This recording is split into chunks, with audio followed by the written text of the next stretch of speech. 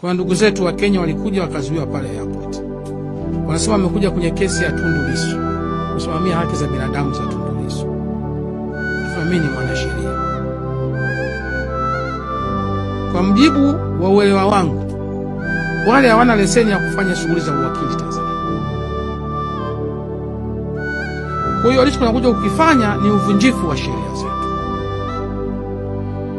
Lakini kule kwao yamewashinda. Nyumba yako inawaka moto, unataka ukazime kwa jirani. Huo ni unafiki. Na sisi wa Tanzania hatutaki unafiki. Kwenye eneo la haki za binadamu tuko vizuri sana, na naungana na Mheshimiwa Rais kwenye kauli yake jana. Kwenye nyanja ya kimataifa tumepata heshima sana. Ndani ya uongozi wa Daktari Samia Suluhu Hassan, nchi za Commonwealth katika sekta ya sheria zilichagua kuja kufanya mkutano wao Tanzania.